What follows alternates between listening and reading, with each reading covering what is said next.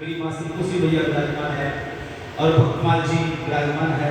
मन में यही भाव रखे कि माँ, जैसा मीरा जी के हृदय में आपके प्रति जो प्रेम था, उसका उतना तो हम कभी नहीं हो सकता, पर उसका कुछ क्षण 1-2%, 10%, 5% भी आ जाए तो हमारा जीवन सार्थक हो जाएगा।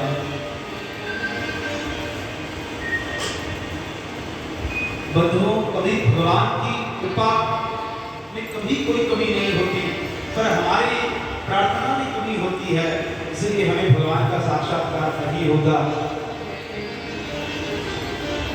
भगवान का साक्षात्कार नहीं होता।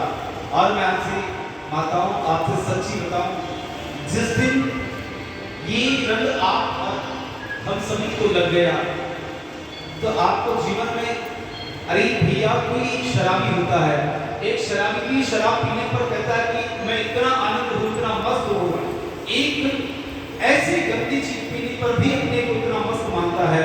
तो भगवान रूपी जो रस है, इसको पीने पर ऐसा आनंद आता है कि जीवन जीवन जाते हैं।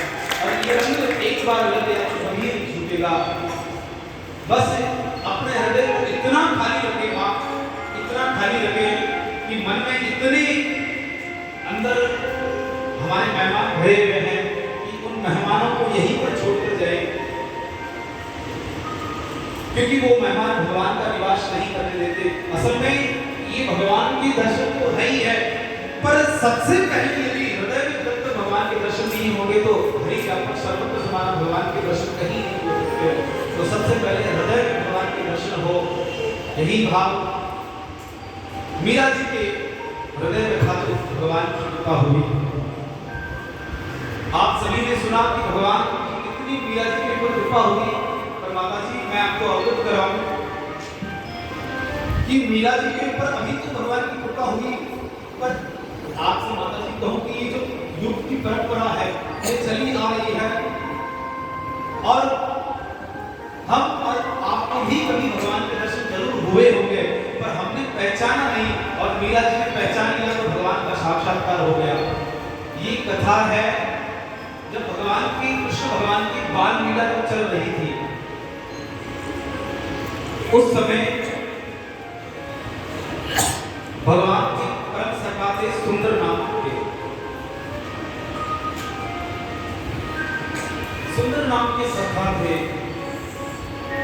उनकी पत्नी थी माधवी।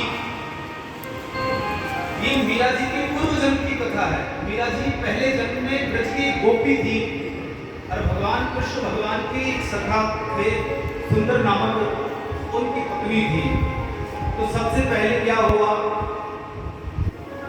कि भगवान की सखा और भगवान खूब गाय चराया करते थे, और भगवान की बाल लीलाएं हुआ करती थी।